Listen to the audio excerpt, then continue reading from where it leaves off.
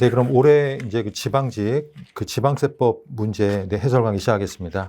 우선 해설 강의 시작하기 전에 올해 문제 출제 특징을 먼저 말씀드리겠습니다. 그 여러분들 프린트를 보시면 거기 제가 앞에 총평이라고 써놨는데요. 일단 올해 문제는 조금 무난한 편이었다라고 먼저 말씀드리겠습니다. 이따가 제가 문제를 풀면서 말씀드릴 텐데 한 두 문제 정도가 수험생 입장에서는 참 준비하기 어려운, 이제 거기까지 이제 준비를 하려면 진짜 2배, 3배 공부량이 돼야 되는, 어쩔 수 없이 우리가 하기 어려운 너무 지역적인 부분이 나오긴 했는데, 이제 그 부분 빼고 나머지는 좀 무난한 기출문제 유형의 아주 그 전형적인 문제들이 많았던 것 같습니다. 그래서 올해는 좀 쉬웠다라는 게 첫 번째 특징이고요. 두 번째는 이제 전체적인 구조, 그러니까 지방세 기본법, 지방세 징수법, 요 기본적인 내용 부분에서 한 일반 세목 부분에서 한 9에서 10문제 정도 나왔고, 그리고 뒤쪽에 이제 강론, 이제 취득세, 재산세, 뭐 등록면허세 그쪽에서 한 또 10문제 정도 나오고, 마지막에 이제 지방세 특례제한법, 여기서 한두 문제 나오는 전체적인 틀은 예년과 똑같았는데, 지방세법의 각 세목이 그전에는 좀 취득세, 재산세 주요 세목에서 2~3문제씩 해가지고 좀 비중이 높았거든요. 근데 작년하고 올해 연속으로 특징이 그냥 골고루 나왔습니다. 한 문제씩. 그래서 이게 과연 2년 연속 이렇게 됐는데 이게 어떤 새로운 틀이냐 아니냐, 이거는 아직은 정확히 모를 것 같습니다. 우선 작년하고 올해는 예년과 다르게 골고루 한 문제씩 나왔다라고 먼저 말씀을 드리겠습니다. 네, 그럼 바로 이제 문제풀이 해설 가겠습니다. 네, 1번부터 보겠습니다. 네, 1번. 맨 앞에 이제 기간과 기한에 대한 거죠. 이거는 국세랑 똑같습니다. 이제 국세 하신 분들은 국세 풀듯이 그냥 푸시면 되는 거죠. 그 신고기한 되는 날에 말 그대로 이제 어떤 장애로 인해서 정보통신망 가동이 정지됐다 그러면 복구하고 그 다음 날까지였죠. 그래서 복구된 날에 다음 날입니다. 다음 날. 그래서 1번이 틀렸다라는 거죠. 2번. 이제 그 신청 청구 서류 제출 통지에 관한 기한이 공휴일이다, 토요일이다, 이제 근로자의 날이다. 그럼 그날까지는 신고를 이걸 못 하잖아요. 그래서 그 다음 날까지 항상 복구된 날에 다음 날, 그리고 공휴일 다음 날, 그죠? 이 다음 날까지입니다. 2번은 맞고. 3번.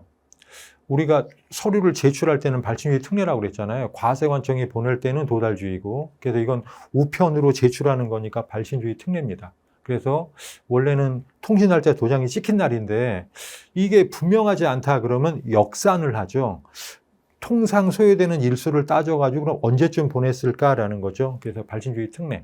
그래서 분명하지 않을 때는 통상 걸리는 우편 송달 일수를 기준으로 발송한 날로 역추적해서 상당한 날, 한 이틀 정도 걸리니까 그러면 6월 1일 날 도달했으니까 5월 30날 보냈겠지라고 하는 거죠. 이게. 그 다음에 4번. 천재지변. 그죠? 이 기한 연장 사유죠. 이럴 때는 과세관청이 직권으로 연장할 수도 있고 아니면 납세자가 신청해서 할 수도 있고 둘 중 하나 할 수 있다 그랬습니다. 답은 1번이었습니다. 2번. 물납재산의 환급이죠. 물납재산의 환급. 보통 이제 지방세라든가 국세가 환급을 하는데 물납재산으로 환급할 때는 첫 번째 특징이 환급가산금 이자를 주지 않는다. 그게 특징이었잖아요. 그래서 1번. 재산세를 물납한 후 그 부가의 일부가 취소되거나 감액 결정이 돼서 일부거나 전부를 환급하게 될 때, 그때는 뭐예요? 원래는 그 물납재산으로 환급을 해야 되는 거예요. 여러분들 해설서에 보시면 거기 해답에 제가 써놨는데 원래 법조문 자체가 원래는 해당 물납재산으로 환급해야 된다. 그게 원칙이죠. 근데 다만 물납재산으로 환급을 못할 때가 있죠. 이미 써버리고 있거나 아니면 매각해버렸거나 이랬을 때 그럼 할 수 없이 금전으로 환급하는 방법으로 줄 수밖에 없죠. 그러면 이자까지 쳐줘야 되고, 그래서 여기 다른 행정용도로 쓰고 있는데 그거를 어떻게 억지로 환급해줘요? 이거는 상식선에서 말도 안 되는 내용이죠. 1번 틀렸다. 2번. 네, 옳지 않은 것이니까 네, 1번이 답이죠. 2번. 물납재산으로 환급할 때 물납재산에 대해서 자본적 지출, 그러니까 수익적 지출처럼 짜질구레한 비용 쓴 거는 그냥 넘어가줘요. 근데 물납재산 받았던 걸 다시 환급해 주는데 우리가 주요한, 그죠? 말 그대로 내용요소 증가, 가치 증가, 아주 그냥 비용이 많이 들어가는 수리비가 들어갔다라는 거죠, 지자체가. 그럼 당연히 받는 거죠. 그거는 납세자 부담으로 한다. 그러니까 달라고 한다 이거죠. 3번. 물납재산으로 환급할 때 뭐예요? 지방세 환급금에 관한. 요거 아까 1번 할 때 말씀드린 거죠. 해당 물납재산으로 환급할 때는 환급가산금 없다 이겁니다. 금전으로 환급할 때만 환급가산금 있다 그랬고 4번. 물납재산 수납 이후 발생하는 과실에 대해서는 환급해주지 않죠. 법정과실이건 천연과실이건 일단 그냥 그거로 끝난 거예요. 해당 물납재산만 환급해 주는 거지 이 과실에 대해서는 환급하지 않는다. 하여튼 국세랑 1, 2번은 똑같은 내용이에요. 답은 1번이었습니다. 3번. 옳지 않은 것은 요 압류해제에 관한 거는 요거는 문제를 한번 풀어봐야 되죠. 요거 문제 잘 나오는 거. 압류해제 하여야 한다가 있고 압류해제 할 수 있다가 있고 이랬죠. 그래서 지금 요거 보면은 더 이상 압류할 필요가 없을 때 요게 2번. 그리고 3번은 뭐예요? 이 체납자권자라는데 체납자께 아니네. 제3자권에 이거죠. 그래서 요것도 압류해제 하여야 한다고. 그 다음에 납부를 해버렸네. 더 이상 압류할 필요가 없죠. 압류라는 게 말 그대로 징수하기 위한 건데. 그죠? 우리가 보통 다른 사람 부동산에 대해서 근저당 설정이다. 그건 뭐예요? 채권자가 돈 받으려고 하는 거죠. 돈을 갚아버리면 더 이상 할 필요가 없죠. 그러니까 말 그대로 지자체건 국가건 똑같아요. 이게 더 이상 압류할 필요가 없을 때 납부로. 그러면 해제하여야 한다. 풀어줘야 된다 이거죠. 근데 3번은 뭐예요? 이거는 압류 해제해 줄 수도 있고 안 해줄 수도 있고 할 수 있다 그랬잖아요. 요거는 여러분들 그 해설에 보시면 양쪽으로 나눠놨어요. 해제하여야 한다. 사유 쭉. 할 수 있다. 그죠? 쭉 나오죠. 이거 답은 4번이었습니다. 전형적인 문제죠. 다 국세랑 똑같은 문제네요. 이거는. 옳은 것은. 요 시험 문제 풀 때 옳지 않은 것은이 비중이 훨씬 높으니까 옳은 것은 밑줄을 그어놓고 시작하자 그랬죠. 문제 풀 때 이랬습니다. 재산세 과표. 여러분들 재산세 과표할 때 원래 말 그대로 시가표준액에다가 그대로 세율을 곱하는 게 아니라 과표는 시가표준액이 아니라 부동산 같은 경우는 공정시장가액 비율을 곱하는 거고 선박항공기는 그냥 시가표준액 그대로 적용한다 그랬잖아요. 그래서 요게 말 그대로 이 보유세에 대한 거는 조세 저항력이 크니까 시가표준액에 그대로 세율을 곱하는 게 아니라 조금 낮춰준다 그랬죠. 그 낮춰주는 게 이제 국세인 종부세 같은 경우는 비중을 점점 높여서 100%까지 이제 맞춰놨는데 이제 요번 정부에서 다 낮춰버렸죠. 이제 그죠? 그래서 이제 종부세, 국세도 이 공정시장가액 비율을 낮춰서 예년 수준으로 다시 돌아갔고 이 재산세도 낮춘대 주택에 관한 거는. 그래서 일단 첫 번째 일반적인 주택 빼고 토지 건축물은 70%라고 그랬어요. 70%. 그죠? 그래서 얘도 70%에 얘도 70% 이겁니다. 그리고 주택은 조세 저항력이 더 크니까 이거는 60%라고 그랬어요. 60% 이겁니다. 그리고 선박항공기는 그대로라고 그랬죠. 근데 요거는 현재 기준이고 이제 이미 뉴스에 나왔죠. 주택에 관한 거는 이걸 45%로 훨씬 낮추겠다 이거죠. 그러니까 재산세 전 국민의 주택을 가진 전 국민의 재산세 세부담은 낮춰졌고 특히 종부세, 1주택자에 대한 종부세 이제 그 국세에서 세부담도 많이 낮추겠다라는 겁니다. 그래서 요거는 거의 이렇게 바뀔 거예요. 일단 하여튼 답은 4번이었다. 옳은 것은.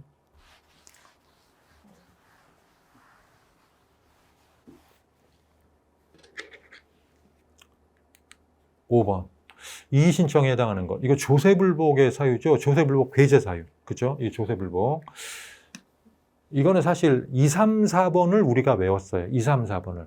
감사원법에 따른 처분. 그죠? 심판 청구에 따른 거는 이제 행정소송 들어가야 되니까 더 이상 지방세 기본법상 불복은 할 수 없다 그랬고 지방세 기본법상 불복이라는 건 결국은 이의신청하고 심판 청구를 말하는 거잖아요. 그죠? 그러니까 심판 청구한 거는 행정소송 들어가는 거고 감사원법에 의한 심사 청구도 행정소송 들어가야 되는 거지. 그죠? 얘는 못하는 거죠. 그래서 요거 못했고 과적심사 청구한 거는 국세랑 약간 지방세랑 달랐어요. 지방세는 아예 불복 자체를 못했어요. 한번 했던 거니까 이거는. 그죠? 우리가 국세 할 때는 이의신청만 못하지 심사나 심판 청구는 할 수 있다 그랬는데 지방세는 아예 못한다 그랬고 4번은 이건 찍힌 애들. 니네들은 할 자격이 없어 그랬잖아요. 그래서 답은 1번만. 이 불복 청구할 수 있다라는 겁니다. 1번만. 2, 3, 4를 우리가 외웠어요. 그죠? 답은 1번이었고 6번. 지방세 부과의 원칙. 그죠? 우리 뭐 국세할 때 실신, 근조, 세소, 세기 그렇게 외웠잖아요. 근데 조세 관련의 사후 관리는 지방세 같은 경우는 지방세 특례제한법에 따로 들어가니까 이 실신, 근조는 없고 그냥 위에 거만 있고 세소, 세기 할 때 그죠? 앞에 세법 적용의 원칙하고 해석 기준을 합쳐가지고 지방세는 하나로 놓다 그랬습니다. 그래도 그 내용이죠. 일단 이거 신이 있게 실신, 그죠? 신의에 따라 성실하게. 그 다음에 뭐예요? 이거 근거과세 원칙. 지방세를 조사 결정할 때 기록 내용이 사실과 다르거나 누락된 것이 있을 때 그 부분에 대해서만 조사한 사실에 따라 결정할 수 있다 그랬고, 이건 실질과세. 실질 내용에 따라 하겠다. 형식이 아니라. 근데 이거는 실질이 아니라 형식에 따라 하겠다니까 거꾸로 써놓은 거죠. 답은 3번이죠. 4번. 이거는 세무공무원 재량의 한계. 세무공무원 재량의 한계를 두겠다라는 거죠. 답은 3번이었습니다. 네, 여러분들 아마 공부하신 분들 느끼셨겠지만, 아, 무난하네. 국세랑 똑같네. 완전 기출문제 유형 그대로 나왔네. 그거죠. 요게. 그래서 올해는 문제들이 좀 편했던 것 같아요. 7번. 옳은 것은, 항상 옳은 것은 그럼 밑줄. 이거 실수 방지예요. 옳은 것은. 3개 틀리고 하나 맞죠? 지역자원시설세. 먹는 물로 판매하기 위해 퍼올린 지하수. 여러분들 지하수의 납세지 사업장 소재지가 뭐예요? 이게 납세지가 말 그대로 물 나오는 구멍, 채수공 소재지라고 그랬잖아요. 채수공 소재지. 그러니까 지하수를 판매하는 사업장 소재지는 아니죠. 캐내는데. 그게 채수공 소재지입니다. 1번 틀렸고. 2번 원자력 발전은 특정 시설분. 우리가 지역자원시설세가 특정 자원분이 있고 특정 시설분이 있고 그 다음에 우리가 그 소방에 관한 거, 소방분이 있죠, 이게. 이 특정, 뭐예요? 뭐지? 항만에, 아이 참나. 이렇게 차에 뒤로 싣는 거, 그죠? 컨테이너랑 원자력 발전, 화력 발전, 이런 건 특정 시설분. 그리고 뭐 지하 자원, 지하수, 뭐 수력 발전, 이런 거는 특정 자원분, 그랬죠? 그러니까 2번은 맞네. 너무 당연한 얘기고. 3번, 소방시설로 인해, 소방분 지역자원시설세는 말 그대로 소방시설로 인해서 이익을 얻는 게, 화재가 나면 위험한 게 뭐예요? 토지 빼고 건축물. 그죠? 그리고 뭐예요? 재산세 대상 중에서 선박항공기 중에서 선박만. 그러니까 선박은 또 소방시설이, 선박에 대한 소방시설이 있는 지자체만 그랬잖아요. 항공기는 불나면 끝장이다 그랬죠. 그거는 뭐 방법이 없다 그랬잖아요. 그래도 건축물하고 선박이에요. 그죠? 이게. 근데 건축물은 주택분에 대한 건축물을 포함한다고 그랬잖아요. 그래도 주택분에 대한 건축물도 포함되는 겁니다. 이것도 틀렸고. 4번. 지역자원시설세로 징수할 세액이 고지서 한 장당 2,000원 미만. 여러분들 2,000원 미만일 때 소액부징수. 우리가 맨 끝에서 배웠던 건 4개 쫘르르르 그랬잖아요. 그거는 말 그대로, 그죠? 2,000원 미만은 소액부징수. 마지막에 지방교육세만 빼고 그랬잖아요. 그죠? 그래서 그게 우리가 맨 앞에 지방소득세, 재산세, 자동차세, 그리고 지역자원시설세, 요 4개가 쭈루루. 그죠? 마지막에 지방교육세만 빼고, 요거는 2,000원 미만은 소액부징수 그랬죠? 답은 2번만 맞다. 2번만. 8번. 지방세 징수법령상 체납 처분에 관한 설명. 옳은 것. 이것도 옳은 것이에요. 옳은 것.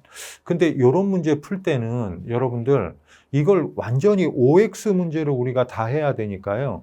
이게 다음 중 옳은 것은 틀린 것은 그러면 그거는 찾기가 쉬워요. 4개 중에 하나만 찾으면 되니까. 근데 이런 거는 하나가 될지 2개가 될지 3개가 될지 모르는 거니까 완전 OX 문제 4개인 거거든요. 이런 거는 문제 풀 때 미리 1, 2, 3, 4를 먼저 보는 거예요. 아, 2개씩이구나. 2개는 맞고 2개는 틀린 거구나. 그럼 훨씬 찾기가 쉬워지는 거죠. 얘를 먼저 보고 이제 가겠습니다. 기억번. 세무공무원이 체납 처분을 하기 위해 질문할 때에는 신분을 표시하는 징표를, 말 그대로 신분증을 제시해야 되죠. 저 공무원이에요. 사기꾼 아니에요. 했죠? 얘는 100% 맞는 거. 니은번. 지자체장은 징수법 33조 2항에 따라 압류한 유가증권을 확정되라고 수정되는 징수금에 충당할 수 있다. 이런 게 조금 센스인데 사실 우리가 몇 조 몇 항까지는 우리가 못 외운다고 그랬잖아요. 이게. 그죠? 근데 이게 왠지 느낌이 확정되리라고 추정되는 이런 말이 나오면 아직 확정 안 됐다는 얘기잖아요. 그러니까 우리가 얘는 지방세 징수법에서 언제 나왔어요? 국세도 똑같고 확정 전 보전 압류. 그죠? 확정 전 보전 압류. 확정되기 전에 얘 미리 좀 압류를 해야 되겠다. 이랬죠. 확정 전 보전 압류. 다만 확정 전 보전 압류는 확정 전에 압류까지만 할 수 있지. 징수는 꼭 확정을 먼저 시켜야 되잖아요. 이게. 그러니까 확정되라고 추정되는 범위 내에서 압류는 가능해요. 근데 징수랑 충당은 그거는 뭐예요? 확정이 돼야만 된다 그랬잖아요. 요거는 말을 조금 애매하게 써놓은 거죠. 애매하다기보다 정확히 말하면 틀린 거죠. 그죠? 충당한다는 얘기는 확정을 시켜야 돼. 확정을 시켜야 돼. 압류가 아직 확정이 안 됐지만 먼저 압류를 할 수 있다. 그죠? 라는 거고, 그게 확정 전 보전 압류고, 압류까지만 그러는 거지, 우리가 징수하고 충당할 때는 확정시켜야 되는 겁니다. 그래서 요거, 일단 2번 틀린 건데, 여러분들은, 이게 뭐지? 모르겠네. 그럼 일단 세모 하는 거예요. 세모. 일단, 요건 일단 패스하자. 디귿번. 주로 야간에, 그래. 내가 이거 정확히 틀린 것 같지만, 얘는 모르겠다. 일단 세모. 디귿번. 주로 야간에, 주류를 제공하는 영업을 하는 자, 이제 술집이죠. 야간업소들 그런 데입니다. 원래 우리가 압류 수색할 때 뭐라고 했죠? 압류 해가 뜬 뒤에 해지기 전, 그러니까 낮에만 해라. 새벽 밤에는 가지 마라 그랬잖아요. 그게 원칙. 근데 일단 시작한 거는 해가 진 후에도 할 수 있다 그랬고, 지금처럼 영업 자체를 낮에는 안 하는데 야간에만 하는 데는 야간에 갈 수 있는 거죠. 그래도 그때 영업을 하고 있기 때문에 야간에 가도 되는 거예요. 야간에 가지 말라는 얘기는 자고 있는데 뭘 수색했다고 그래. 그러니까 자고 있을 때는 자게 하고 그러는데 여기는 야간 없으니까 야간에 영업을 하는 데니까 가면 있어요. 멀쩡하게. 그러니까 그때는 하는 거죠. 오히려 낮에 가면 안 되는 거고. 그래서 요거 시작할 수 있는 거죠. 요거는 100% 틀린 거. 요건 100% 틀린 거. 그 다음에 리을번. 납세의 고지를 받고 납세자가 도피할 우려가 있어 납부기한까지 기다려서는 고지한 지방세를 징수할 수 없다고 인정되는 경우에는 뭐예요? 이거 뭐지? 이거 그 납기 전 징수라든가 아니면 확정 전 보전 압류라든가 이제 그때 나오는 문구들이죠. 이게 그래서 납기 전이라도 압류할 수 있다. 이거 확정 전 보전 압류죠. 이거는 겁니다. 이때 납기 전이라도 압류할 수 있다. 이 압류 자체는 확정되라고 추정되는 금액 한도 내에서 압류는 아직 확정되기 전이기 때문에 확정되리라고 추정되는 범위 안에서 압류할 수는 있는 거예요. 압류는 확정 전 보전하면 된다. 근데 징수하려면 확정을 시켜야 된다 그랬죠. 성립 확정 소멸도 확정이 돼야 되고 조세불복에 따른 판결도 확정이 돼야 된다. 그죠? 돼야 된다고 그랬어요. 그래야지 이거를 징수할 수 있다 그랬죠. 그래서 요거는 100% 맞는 거예요. 리을번은. 그죠? 그래서 우리가 기억하고 리을번은 맞는 거고요. 요렇게 보니까 그럼 아까 니은번이 틀렸던 거구나 라고 역으로 생각할 수 있는 거죠. 역으로. 답은 2번이다. 이 문제는 조금 아주 쉬운 편은 아니었고요. 9번. 옳지 않은 것은 부가에 관한 겁니다. 부가에 관한 거. 지방자치단체의 징수금의 부가징수가 위법부당하대요. 이 지자체가 징수하는데 위법부당하면 이건 뭐예요? 당연히 뭐예요? 그 처분을 취소하거나 변경할 수 있는 거죠. 절차상의 하자가 있으면 그 처분 자체는 취소가 돼버립니다. 이거는. 그래서 이걸로 불복 들어가면 이거는 과대관청이 깨지는 거예요. 그냥 이거 맞는 거고요. 이건 그냥 일반적인 상식선에서 생각해도 되겠죠. 그냥 세모 확실하진 않은데 이건 거의 맞는 것 같은데 라고 보는 거죠. 2번 법정신고기한까지 과표신고서를 제출하지 아니한 자는 지방세 과표와 세액을 결정하에 통지하기 전까지. 이거 뭐예요? 기한 후 신고 말하는 거죠. 기한 후 신고. 그래서 납기 후에 과표신고서를 제출할 수 있다. 기한 후 신고. 기한 후 신고는 과세관청이 결정하여 통지하기 전까지. 맞죠? 네, 1, 2번 맞고 3번. 법정신고기한까지 과표신고를 했대요. 과표신고를 하긴 했는데 신고 당시 소유권에 관한 소송으로 상속재산이 확정되지 않아서 과소신고를 했대요. 그러니까 지금은 이게 지방세니까 상속세가 아니라 아마 상속재산에 관한 취득세에 관한 건가 봐. 근데 아버님이 돌아가셨는데 아버님의 부동산 중에 하나가 이게 소송이 걸려가지고 자식들이 볼 때는 아, 이건 100% 우리가 못 가져갈 거야. 저 사람이 승소할 거야. 그래서 이거는 아예 내가 상속재산이 아니라고 그래서 아예 상속세에서도 빼버리고 상속재산에서 빠지니까 취득세도 빼버린 거예요. 근데 나중에 이게 덜컥 우리가 승소를 했네. 그래서 우리 재산이 됐네. 그러면 너 왜 상속재산에서 과소신고했어? 너 과소신고 가산세야. 그렇게는 않겠다 이거죠. 얘네들은 뭐예요? 말 그대로 이게 악의가 아니라 선이에요. 모르고 한 거예요. 내가 이게 받을지 몰랐던 거죠. 그래서 항상 세법도 법이기 때문에 얘가 일부러 탈세하려고 한 게 아니라 진짜 선의일 때는 봐주겠다라는 거죠. 그래서 이거 상속재산 소송으로 확정되지 않아서 과소신고한 거, 이 부분은 가산세 없다. 국세할 때도 기본법 가산세 할 때 비슷한 내용을 배웠어요. 똑같은 내용입니다. 4번, 부정행위로 과소신고하더라도 여러분들 일단 부정행위 들어가면 일단 마인드 자체가 부정한 거예요. 이거는 그죠? 무조건 나쁜 겁니다. 쟤는 무조건 악이에요. 나쁜 놈이에요. 얘는 뭔가 가산세 때려야 되는 겁니다. 이게 여러분들 국세할 때 과세기간을 잘못 적용했다. 사업장을 잘못 적용했다. 그럼 뭐예요? 납부지연 가산세하고 환급가산금하고 퉁쳐버리겠다. 그래서 불이익 없게 만들어주겠다 그랬잖아요. 지방세도 똑같죠. 다만 지방세는 사업장은 없고 과세기간을 잘못 적용했을 때 납부불철 가산세 적용하지 않는다. 지방세 환급가산금 적용하지 않는다. 퉁쳐주겠다 그랬어요. 근데 다만 뭐일 때는 빼고 부정행위로 일부러 탈세하려고 맘먹고 얘가 꽁수 부릴 때는 빼고, 그죠? 그래서 원래 법조문에 여러분들 해설해 보시면 법조문에 요 뒤에부터 쭉 나와요. 그래서 그때는 신고 납부한 것으로 본다. 즉 납부 불성일 가산세 적용하지 않겠다. 다만 부정행위로 인할 때는 그러하지 아니하다라고 되어 있습니다. 여러분들 해설해 보시면 답은 4번이었다.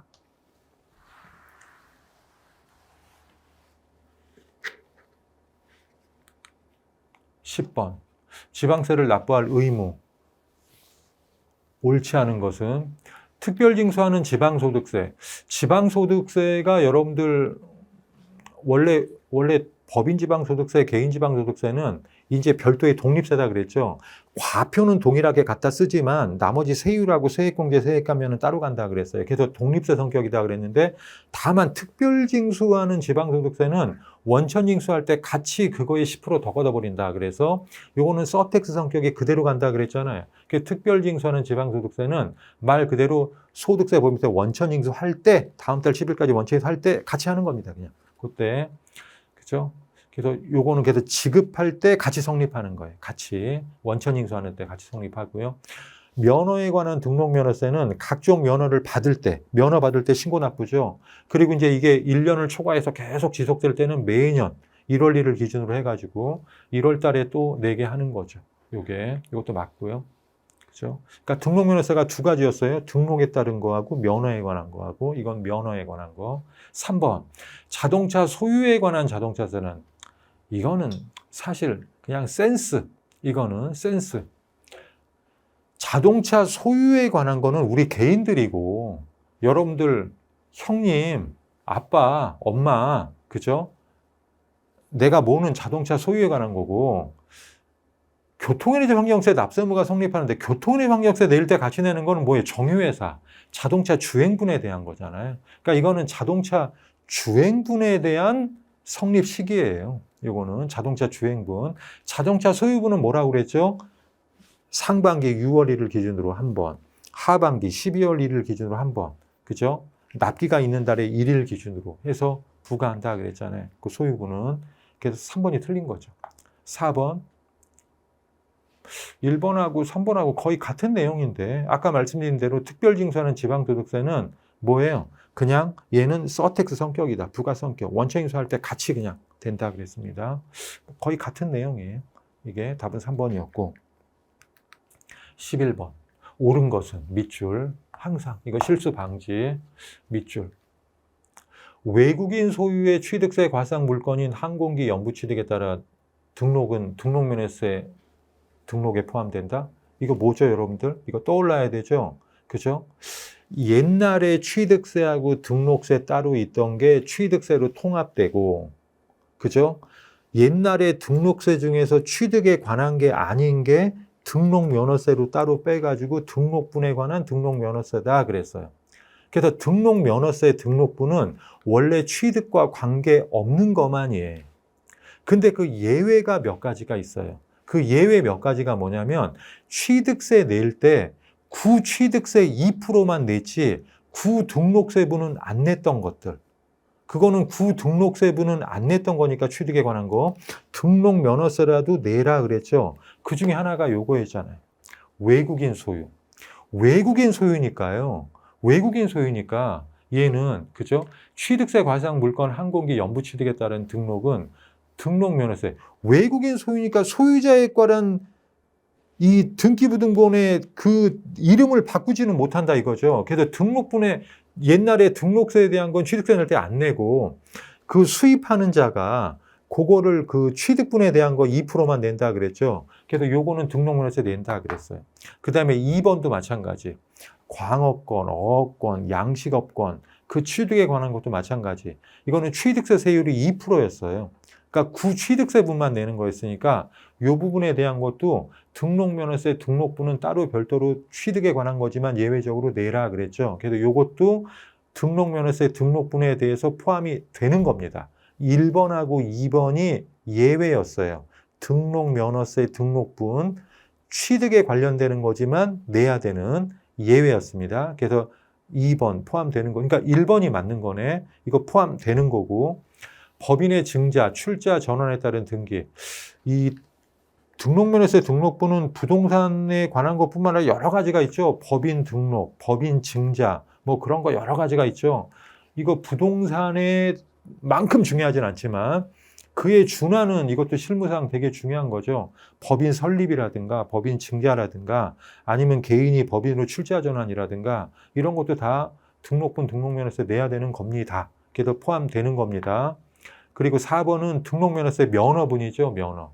면허를 받는 자가 내는 거죠. 면허 받는 자가 내는 건데 여러분들 해설해 보시면 거기 이제 법조문에 이렇게 괄호 열고 닫고 변경 면허를 포함한다라고 돼 있어요. 요게. 그래서 면허 받는 자, 변경 면허 포함해서 다 면허분 등록면허세 내야 된다 이거죠. 그게 다 내야 되는 겁니다. 2번, 3번, 4번 다 내야 되는 거고 포함되는 겁니다. 답은 1번이었고요.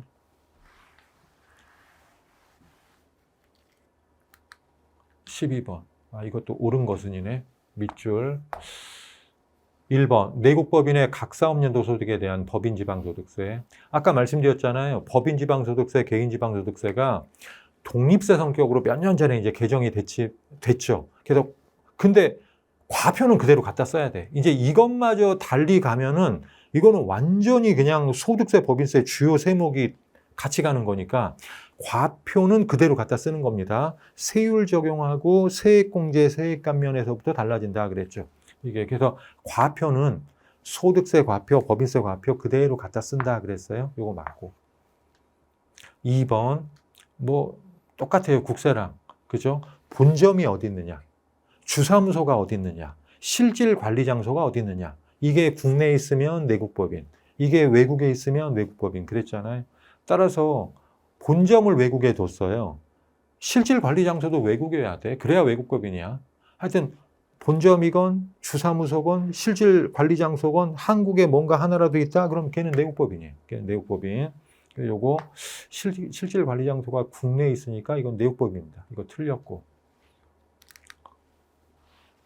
연결납세. 이거 똑같죠. 국세랑. 연결납세는요. 내국법인과 내국법인이 연결하는 거예요. 외국은 낄 수가 없어요. 이거 국세에서도 기출로 많이 나왔던 거죠. 외국은 끼면 안 됩니다. 내국과 내국이에요. 이게. 4번. 사업장이 둘 이상의 지자체에 있는 법인은 이거 우리 기본이론 할 때 많이 했죠. 그죠? 이 지방소득세, 이 사업장이 여러 지역에 있는 이 법인들은 지방소득세 신고할 때, 그죠? 이게 거기 프로그램에 입력을 시킨다. 종업원 수 몇 명, 그리고 건축물 면적, 이게 몇 평방미터를 입력을 시킨다. 그럼 얘가 안분을 짜르르 시킨다 그랬잖아요. 이건 둘 다 넣는 겁니다. 둘 다. 그래서 여러분들 해설을 보시면 그 산식이 나와요. 두 개를 다 고려해가지고 나누기 2 해가지고 이거를 안분하는 방식이 나옵니다. 그래서 둘 중 하나를 선택하는 게 아니라 둘 다 넣는 거예요. 둘 다 고려해가지고 하는 거죠. 예, 답은 1번이었습니다. 옳지 않은 것은 입국자 수입 판매업자가 아닌 사람이 원래 이게 담배 소비세잖아요. 원래 담배 소비세는 담배 제조자 KTNG 그죠? 이 제조자가 납세무자고 말 그대로 수입업자 외국 담배 수입해가지고 국내에 파는 수입업자 이들이 원래 납세 의무자인데 외국에서 담배를 사오는 여행 갔다가 왕창 사온다. 그러면 말 그대로 입국자 수입 판매업자가 원래 내는 건데 내가 직접 사오는 게 아니라 말 그대로 직구하는 거예요. 이게 담배도 직구가 되는지는 모르겠네. 하여튼 간에 직구하는 겁니다. 이게 직구를 하면 그러면 외국에서 갖고 오는 사람은 말 그대로 운송업체고 택배회사지 거기다가는 부과하지 못하잖아요. 그러니까 누구한테 부과한다? 그걸 받는 사람. 국내에서 수취인이 납세무가 있다 그랬죠. 맞고요. 2번. 여러분들 해외여행 갔다 올 때 담배 한 보루, 그죠? 양주 한 병, 그리고 뭐 600불, 뭐 그죠? 이제 뭐 거기까지는 괜찮다 그랬잖아요. 이게. 그러니까 담배 한 보루. 근데 그 한 보루 할 때 우리가 보통 뭐죠? 우리가 이렇게 20갭이 들어있는 그 담배 있잖아요. 권련일 때 한 보루지 권련이지 엽권련이 아니잖아. 그죠? 나뭇잎 사기를 그대로 싸는 시간은 200개까지는 아니죠. 몇 개인지는 모르겠지만 하여튼 200개는 아니야. 그건 그냥 일반 담배 20개씩 들어가 있는 10갑 한 보루까지만이에요. 그래서 여러분들 해설을 보시면 저도 이거는 못 외워요. 저도 이거는 못 외우고 여러분들도 이런 것까지 외울 필요는 없고 여기 보시면 13번에 정답에 보시면 권련은 200갭이라고 돼 있고 엽권련은 50갭이라고 돼 있잖아요. 그러니까 하여튼 200갭이까지는 아니에요. 200갭이는 그냥 일반 담배. 그죠? 20갭이 한 갑이 10개 들어있는 한 보루까지만 세금이 없다 그랬잖아요. 외국 여행 갔다 올 때 이랬죠. 그러니까 엽권련이 아닙니다. 답은 2번이었고 담배가 제조장, 보세구역에서 소비되는 경우에는 이거 했죠. 이거 반출 의제. 사실은 제조장에서 반출될 때 외국의 수입업자는 보세구역에서 국내로 반입할 때 그때 담배 소비세를 내는 건데 아직 보세구역인데 거기서 펴버린 거예요. 거기 창고에서 경매 과정을 통해서 그냥 다 한 방에 팔아버린 거예요. 그럼 이건 반출 안 됐지만은 판 거랑 똑같으니까 내야 되겠죠. 그래서 반출 의제. 그래서 이게 그죠? 이 보세구역 내에서 제조장 내에서 소비돼 버린 경우 아니면 뭐예요? 공매, 경매 등을 통해서 환가돼 버린 경우 그때는 반출된 것으로 본다죠. 이것도 맞고 납세담보 제공을 요구받은 수입 담배업자가 보세구역으로부터 반출되기 전에 여러분들 담배 소비세하고 자동차세 주행분, 즉 담배 회사하고 정유회사들은 워낙 세금이 크니까 뭐라고 그랬죠? 납세담보를 걸어놔라 그랬잖아요. 그러니까 얘네들은 담보 거는 게 귀찮으니까 어차피 내일 거 현금 있고 그냥 미리 내버리지 뭐. 그래서 담보 설정하느니 미리 내버린다 그랬죠. 그러니까 원래는 담배 소비세라는 게 제조자는 제조장에서 반출할 때 성립되면서 성립된 이후에 확정시키면서 세금을 내면서 소멸시키는 거고 수입업자는 보세구역으로부터 국내에 반입할 때 성립되면서 그 다음에 금액을 확정시켜가지고 납부해버리면서 소멸시키는 건데 이거는 뭐예요? 반출하기 전에 제조장에서 보세구역에서 반출하기 전에 에이 담보 설정하느니 그냥 나 돈 있는데 그냥 나 담배 회사야 정유회사야 현금 많어 세금 그냥 내버릴게. 귀찮아 담보 설정하기. 내버리면은 이게 법적으로 이게 학자들이 볼 때 애매한 상황이 된다 그랬죠. 성립도 안 됐는데 반출도 안 되고 보세구역으로부터 국내로 반입도 안 됐는데 성립이 안 됐는데 세금부터 내버려서 소멸부터 된다고 이거 앞뒤가 안 맞네. 그래서 성립 시기를 앞당긴다 그랬죠. 그래서 요때는 신고하는 때로 앞당긴다 그랬죠. 요때만 예외적으로. 그래서 우리 공부했어요. 그래서 여러분들 오해하지 마세요. 원래 담배 소비세는 신고하는 때가 성립 시기 당연히 아니에요. 맨 앞에 지방세 기본법에 담배 소비세는 뭐라고 그랬어요? 제조장에서 반출할 때, 보세구에서 국내로 반입할 때 그게 원래 성립 시기야. 그죠? 요거는 그 예외. 그죠? 담보 설정하기 전에 미리 그냥 신고 납부해버리면 성립 시기를 앞당긴다 그랬습니다. 예외. 아까 답은 뭐였죠? 예, 답은 아까 1번이었고 아니 옳지 않은 것이니까 2번이죠. 2번이었습니다. 14번 옳지 않은 것은 지방 소비세입니다. 그죠? 부가세 일정 비율, 지방소비세. 이거는 부가세 거둘 때 같이 걷죠. 그러니까 사실은 이거 서텍스 성격이야. 부가세 거둘 때 그냥 그중에 일부인 거니까 이게요. 그래서 지방소비세 대상은 부가세 과세 대상과 동일하다 그랬어요. 재화 용역의 공급, 재화의 수입 똑같다 이겁니다. 2번. 지방소비세는 특별징수 의무자가 징수하죠. 그죠? 말 그대로 세무서에서 부가세 징수할 때, 수입 품목에 대해서 세관장이 부가세 징수할 때, 그때 지방소비세도 같이 징수가 되는 겁니다. 맞고요. 3번. 지방소비세의 부가징수 불복 절차는 이거는 부가세 거둘 때 같이 거두니까 조세불복도 부가세에 관한 거에 따르는 거고요. 그러니까 국세에 따르는 거고, 따라서 불복할 때 처분청도 뭐예요? 세무서하고 세관장이다 이겁니다. 거기를 상대로 불복하는 거예요. 그러니까 이게 다 틀렸죠. 지방세 예에 따르는 게 아니라 부가세, 국세 예에 따르는 거고, 지자체장이 아니라 세무서장, 세관장, 그죠? 그를 처분청으로 본다 이거죠. 답은 3번이네. 4번. 지방소비세에 관련해서 지방세법에 규정을 써놓긴 했는데 여기 다 써놓지를 못한 거예요. 그럼 어차피 부가세 오를 때 같이 거두니까 국세 부가세 규정을 따라라 그랬죠. 이거 맞죠? 답은 3번이었습니다. 15번 징수유예. 징수유예를 해줬어요. 그죠? 뭐 고지하기 전에 유예를 했건 하여튼 고지서 납부기 한 지나서 유예를 했건 하여튼 독촉장에 의한 납부기 한 지나기 전까지 이게 다 징수유예죠. 독촉장에 의한 납부기 한 지나버리면 이제 그때는 체납처분 절차니까 체납처분 유예고 하여튼 요 사이에 징수유예를 해줬어요. 너 언제까지는 유예시켜줄게. 그럼 그 다음에 낼 수 있지 그랬는데 낸다고 하더니 안 내. 그럼 당연히 강제 징수해야지 그때는 이거죠. 그래서 지정된 기한까지 납부하지 않으면 유예를 해줬는데, 그죠? 그러면 징수유예를 취소하고 징수유예에 관계되는 지방세 체납액을 한꺼번에 징수해버릴 수 있다. 당연한 얘기죠. 2번. 여러분들 국세에서는 사라졌는데 징수유예가 천재지변 등으로 인한 징수유예가 있고 송달불능, 그죠? 이 송달을 하려고 고지서 보내려고 했는데 주소 영업소를 모르겠네. 송달불능으로 인한 징수유예가 있죠. 지방세는 둘 다 6개월이에요. 얘도 6개월, 얘도 6개월. 물론 천재지변 등으로 인한 거는 한 차례에서 6개월 더 연장할 수 있고. 근데 송달불능은 모르겠네. 주소 영업소. 6개월 동안 찾았는데도 못 찾겠네. 그럼 뭐죠? 부가 철회할 수 있다. 취소까지는 아니고 소멸되는 취소까지는 아니고 부가 철회할 수 있다 그랬죠. 이게. 그래서 송달불능으로 인한 징수유예를 했는데 근데 6개월 이거 도저히 못 찾겠다. 그러면 부가 철회할 수 있다. 맞죠? 3번. 징수유예를 했어요. 그럼 징수유예 기간 중에는 체납처분 절차 압류매각 들어갈 수 없죠. 유예시켜주는 중이니까. 압류매각 체납처분 절차 들어갈 수 없는데 뭐만 예외다? 교부청구는 할 수 있다.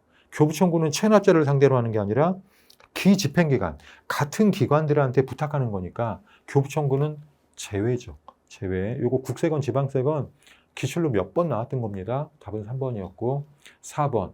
지자체장은 징수유예를 결정할 때 하여튼 뭐 기한 연장이건 징수유예건 납부에 관한 거, 징수에 관한 거, 돈 내는 거에 관한 거는 담보 설정해놔. 너 만약에 약속 안 지키면 그거를 징수해버리게. 그냥 납자담보 제공 요구할 수 있다 그랬습니다. 답은 3번이죠. 제외. 16번. 옳은 것은. 요 문제. 제가 이제 아주 구석진 지역적이고 좀 수험생 입장에서 공부하기 어려운 문제 한 2문제 정도 빼고 대체로 좀 쉬웠다 그랬는데 그 어려운 문제 중에 하나죠, 이게. 수험생 입장에서 어떻게 푸는지 제가 보여드릴게요. 시험장이었다 그러면 일단 지방세 특례제한법 우리 맨 앞에 총칙하고 맨 뒤에 부칙을 위주로 봤어요. 그 중간에 한 200~300페이지에 관한 그 감면 규정들은 사실 몇 개만 찝어서 봤어. 다 공부 못했어. 워낙 양이 많고 다 외울 거니까. 그리고 다 뭐 몇 년까지 취득세 면제한다. 몇 년까지 취득세 50% 감면한다. 50% 감면인지 전체 면제인지 그걸 어떻게 다 해요, 그거를. 그죠? 그래서 우리가 굵직한 거 몇 개만 보고 지나갔어요. 일단 볼게요. 1번. 광업권의 설정 변경 이전 그 밖의 등록에 해당하는 면허로서 면허를 새로 받거나 변경받은 경우에는 면허에 관한 등록 면허세는 일단 여러분들 첫 번째 몇 년도까지 면제한다 이럴 때 이 연도 가지고 틀리게는 안 내요. 요거는. 그러니까 연도는 신경 쓰지 마세요. 연도 가지고 틀리게 내면 그거는 교수님이 이상하신 분인 거야. 이거는. 그러니까 연도는 신경 쓰지 말고 문제에서 내려면 전체 면제냐 50% 감면이냐 이제 그거 가지고 이제 말장난 치는 거죠. 일단 뭔가 혜택을 주기는 줄 것 같은데 이게 50% 감면인지 면제인지 모르겠네. 일단 요거 세모. 2번 천재지변으로 멸실된 건축물을 천재지변일 때는 멸실 대체 취득할 때는 여러분들 2년. 우리 국세할 때 보험 차익할 때도 다른 국고보조금 공사부담금은 1년 낸데 보험 차익은 2년이었잖아요. 그죠? 요거는 좀 복구하는 데 시간이 걸리니까 천재지변은 2년이다. 이건 우리가 외웠어요. 천재지변은 2년. 대체 취득할 때는 취득세 100% 면제다.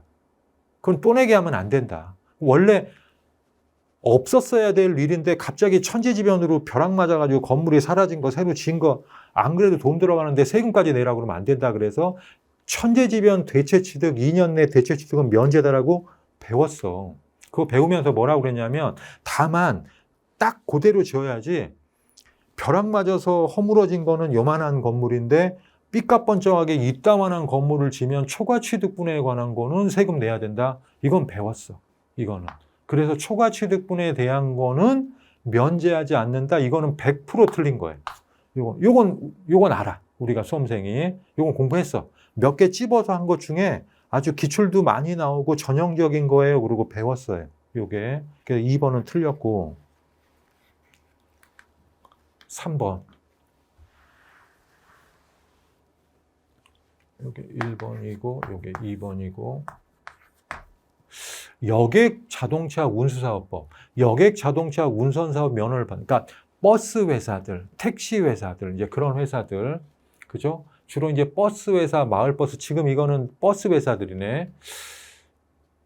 취득하는 자동차에 대해서 자동차세를, 이것도 몇 년도까지는 맞고 틀리게는 않네요. 그건 신경 쓰지 말고, 자동차세를 면제하는 건지, 이것도 면제하는 건지, 50% 감면인 건지, 이것도 모르겠어. 이것도. 헷갈려. 4번.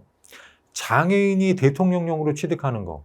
장애인이 대통령령 취득하는 자동차는 우리 이거 찍어서 한 것 중에 하나였잖아요. 전형적으로 기출로 많이 나왔던 겁니다. 그래서 이거는 2000cc까지는 한 대에 한해서 면제했잖아요. 한 대에 한해서 2대, 3대까지는 안 되지만 한 대는 장애인은 꼭 필요한 거니까 아주 고급차 말고 2000cc 소나타급까지는 취득세 면제다라고 이거는 했어요.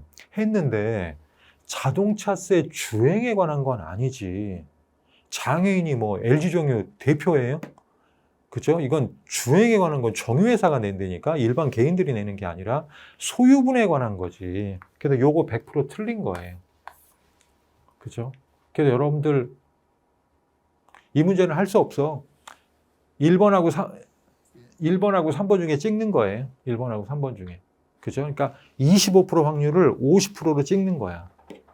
그러니까 수험생들이 가끔 보면은 나는 이번에 찍었는데 선생님 운이 좋아가지고 된 것 같아요. 이 선생님 이번에 저는 찍었는데 찍은 게 다 틀렸어요. 이게 찍는 게 좀 다르다니까. 이걸 2개로 줄여놓고 찍느냐 4개 중에 찍느냐 이게 다른, 그죠? 그리고 2개 중에 줄여놓고도요 약간의 감이 있어요. 요게 조금 많이 보다 보면 이게 더 맞는 것 같은데 그러면서 요게. 그래서 요 문제는 여러분들 해설을 보시면 답이 1번이라고 나와. 1번이라고.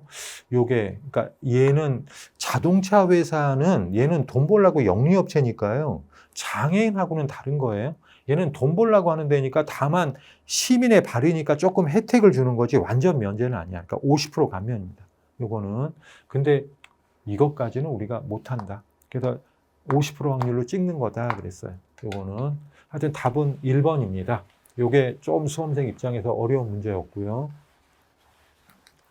17번 옳지 않은 것은 레저세, 경륜, 경정, 그죠? 레저세 납부하는 의무가 있다 그랬죠. 사업을 하는 자. 그러니까 경륜장, 경정장, 경마장에 가는 사람들이 아니라 그 사업주들이 내는 거죠. 사업주들이. 다음 달 10일까지 10%. 2번. 징수사무 보조의 명에 따라 납세무자가 레저세를 납부하면 뭐예요? 거기에 들어간 경비 보조금으로 줄 수 있다라고 법조문에 있죠. 그래, 네가 그 발매 금액에서 입장권 발매 금액에서 그 징수해가지고 세금 내는데 아이고 그거 다 뭐 하고 막 관리하고 하는데 비용 들어갔지. 우리가 좀 보조해 줄게. 너 세금 내는데 도와줄게. 보조금 줄 수 있다라고 우리 했어요. 이거 3번. 레저세는 10%고요. 이건 일정세율이었어요. 레저세 뭐 50% 가감 그런 거 없어요. 이건 일정세율이 아주 대표적인 거였죠. 레저세가 일정세율이고 조례로 50% 가감할 수 없기 때문에 레저세의 40%를 징수하는 지방교육세도 일정세율이었어요. 원래 지방교육세는 조례로 50% 가감인데 딱 예외 하나가 레저세에 대한 지방교육세였어요. 왜? 레저세가 일정세율이니까. 그거 같이 걷는 서택스 성격인 지방교육세는 그것도 일정세율이다 그랬죠. 그것도. 그래서 답은 3번이었고 4번. 레저세의 과표는 발매금 총액으로 한다. 그거의 10%다 그랬죠. 답은 3번이었습니다. 18번. 지방교육세. 지방교육세. 이 문제는 제가 볼 때 교수님들이 조금 잘못 내신 것 같아요. 앞에 거랑 중복되는 거예요. 이것도. 아까 말씀드린 거죠. 원래 지방교육세가 조례로 50% 가감이에요. 조례가 정하는 바에 따라 표준세율의 50% 범위 내에 가감할 수 있다. 원래 이게 맞는 건데 다만 레저세가 일정세율이니까 레저세의 40% 징수하는 그죠? 지방교육세도 일정세율이다 그랬죠. 이거 제외. 요거는 50% 가감이 아니라고요. 요거는 일정세율입니다. 그래서 옳은 것은이구나. 예, 요거 밑줄 긋고 시작하고 요렇게 밑줄 안 그으면 1번 틀렸네. 1번 체크하고 넘어가 버린다고. 왜? 시험장에서는 시간이 급하니까. 이게 옳은 것은 일단 1번 틀렸고 2번 지방교육세의 지방세 환급금은 해당 지방자치단체의 장 또는 위임을 받은 공무원의 지자체가 조례에 따라 환급한다. 요게 문구가 사실 시험장에서 여러분들이 이걸 바로 확인하기는 조금 애매하게 표현된 문구인데 이 문구의 표현 방식이 뭐가 틀린 거냐면 지방교육세는 서택스 성격이니까 지방교육세의 과표라는 건 결국 다른 세목들이잖아요. 그죠? 뭐 10% 징수하는 그죠? 이제 이거 뭐 주민세라든가 취득세라든가 등록면허세라든가 재산세라든가 담배소비세 이제 그거잖아요. 그러니까 징수할 때도 그거 거둘 때 같이 걷는 거고 환급금 줄 때도 그거 환급해 줄 때 같이 환급해 주는 거지 지방교육세만 따로 환급해 주는 게 아니라고요. 그래서 여러분들 해설을 잠깐만 보시면 제가 정확한 법조문을 암기는 못했으니까 그 법조문을 읽어드릴게요. 거기 해설에 뭐라고 돼 있냐면 18번에 2번의 해설을 보시면 지방교육세, 지방세 환급금은 해당 지방자치단체의 장 또는 그 위임을 받은 공무원이 지방교육세 과표가 되는 세목별 세액의 환급의 예에 따라 환급한다. 그러니까 지방교육세 과표가 되는 세목별 그 환급을 할 때 같이 한다라는 거지 이렇게 따로 하는 게 아니다 이겁니다. 그죠? 이게 조금 여러분들이 볼 때는 좀 약간 애매한 문구였고요. 하여튼 이거 틀렸다. 이것도. 3번. 지방교육세를 신고하고 납부해야 될 자가 납부물을 다 하지 아니한 경우. 이거 그때 강조했죠. 신고는 안 하고 납부만 했어? 그럼 괜찮아. 그건 가산세 없어. 근데 뭐예요? 뭐지? 아니 잠깐만요. 아까 제가 말 잘못했나? 신고를 안 하고 납부를 했어? 그럼 괜찮아. 그럼 가산세 없어. 신고는 했는데 납부를 안 했어? 그러면 너는 신고불성실은 없지만 납부불성 가산세는 내놔 그랬잖아요. 납부를 안 했으니까 그러니까 납부만 하면 그냥 게임 끝나는 건데 납부를 안 하면 그거는 가산세 있다 그랬어요. 요거 납부불성 가산세 부과하는 겁니다. 부과하는 거예요. 요거 틀렸고 4번 지자체장이 지방세법에 따라 납세무자에게 주민세 개인분을 부과할 때 여러분들 지방교육세가 10%짜리가 있고 20%짜리가 있고 30%짜리가 있고 40%짜리가 있고 원래 옛날에 50%인데 이게 43.99%짜리가 있다 그랬죠. 근데 뭐지? 20%짜리는 주요 세목 3개. 취득세, 등록면허세, 재산세. 그죠?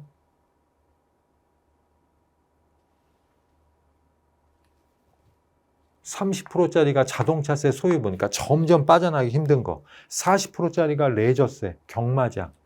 43.99%짜리가 담배 소비세, 점점 빠져나가기 힘든 거 그랬죠. 그리고 10%짜리가 뭐라고 그랬죠?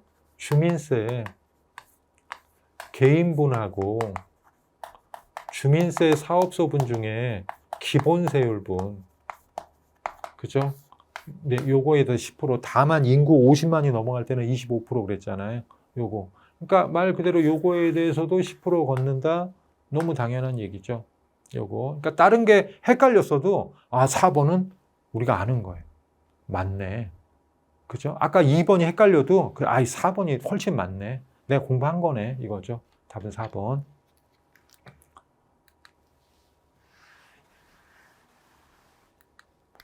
19번. 올해 지방세법의 유일한 계산 문제라고 볼 수 있는데, 사실 계산 문제라고 보기도 애매한 계산 문제죠. 그냥 이거 말로 내는 거랑 똑같은 문제인데, 이거는 그냥 일단은 계속 계산 문제 스타일의 문제가 하나 나오긴 했어요. 아주 근데 전형적인 거죠. 우리가 많이 공부했던 거. 비상장법인의 주식 취득에 따른 비상장 주식의 간주취득세에 관한 거죠. 이게. 그래서 주식 비율이 변동이 돼서 최종 75%가 됐대요. 그때 취득세 부과 범위 75%가 됐을 때 부과 범위가 어떻게 되느냐. 이 밑에 거는 그냥 보지 마시고, 이거는 이의 없이 하기 위해서 이 조건들을 다 빼버린 거예요. 그러니까 변동성 있는 조건들을 빼버린 거니까 그냥 괄호는 일단 넘어가고.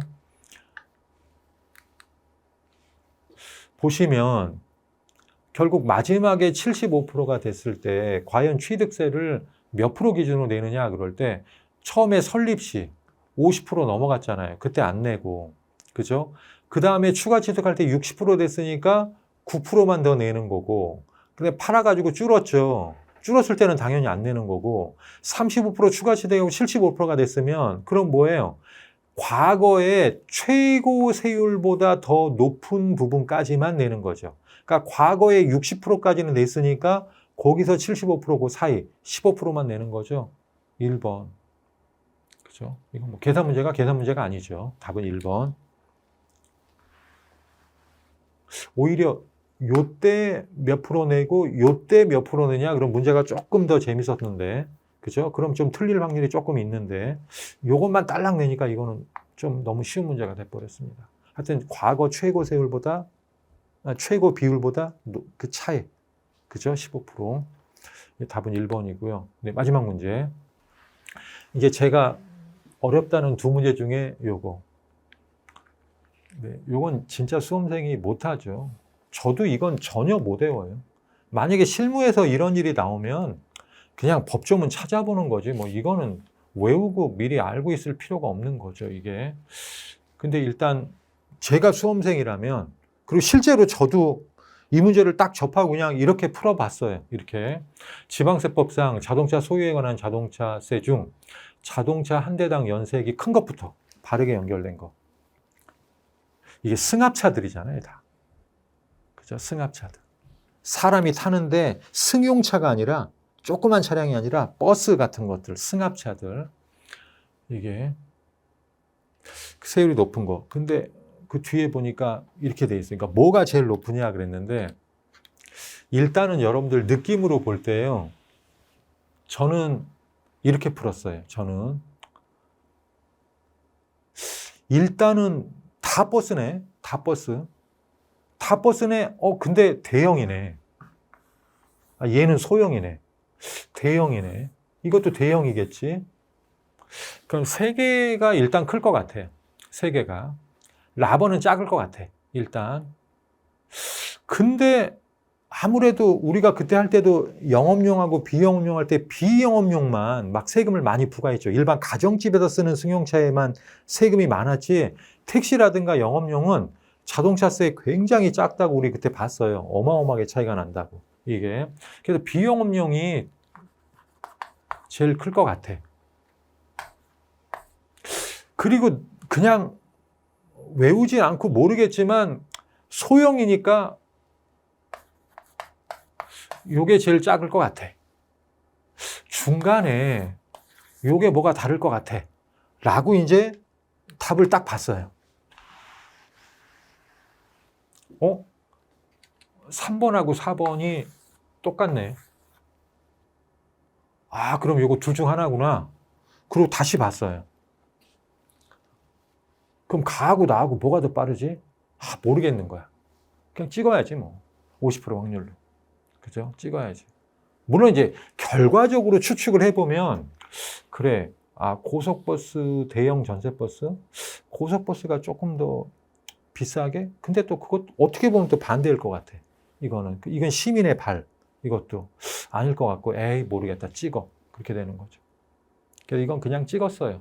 그죠? 이게. 그래서 여러분들 해설을 보시면, 거기 해설 보시면, 이런 건 나중에라도 여러분들, 이런 거 기출이네? 이것도 외워야 되겠네? 그러시면 망하는 겁니다. 이건 올해 미친 문제예요, 그냥. 이거는. 그냥 이런 게 특이한 거, 한 문제씩 나오는 거예요. 그냥 요거는 절대 복습하시면 안 되는 거고, 그냥 보는 겁니다, 한번. 아, 일단, 고속버스가 10만 원이고, 대형 전세버스가 7만 원이구나. 아, 그러면, 가가 더 크구나. 나가 그 다음이구나. 그래? 아이, 그냥 그래. 이 문제는 찍자. 다만, 찍어도 위양이면 확률을 줄여 놓자고요. 그죠? 정 안 되면 그냥 라번까지는 몰라도, 아, 똑같은 대형이면 비영업용이 좀 클 것 같은데, 이게 맨 앞일 것 같은데, 그리고 조금 답을 찾아보면, 확률이 25%에서 50%, 그죠? 그렇게 줄어들 수 있다라는 겁니다. 그리고 이제 찍으면, 그러면 아까 두 개 애매한 것 중에 하나는 내가 가져갈 수 있는 거잖아요. 확률적으로. 그래서 답은 3번이었다. 요거는 라고 마지막 문제 이렇게 하고 오늘 해설 강의를 마치겠습니다. 여러분들 하여튼 여러 가지 어려운 환경 중에 최근에 시험 공부도 하고 그랬는데 올해 하여튼 다 좋은 일 있으시길 바라고요. 나중에 이제 이거를 내년을 위해서 이제 그 연말에 혹시나 보시는 분들이 있으면 아까 제가 말씀드린 대로 우리가 기출문제라고 해서 이렇게 나오니까 이것저것 다 봐야 되겠다. 그러면 망하는 겁니다. 그죠? 딱 중요한 90% 정도, 딱 전형적인 문제, 아까 두 문제 빼버리고 90%에 관한 거를 열심히 공부하는 그래야지 합격을 합니다. 그래서 이렇게 나왔다라고 말씀드리고 올해 지방세법 해설 강의 마치겠습니다. 네, 감사합니다.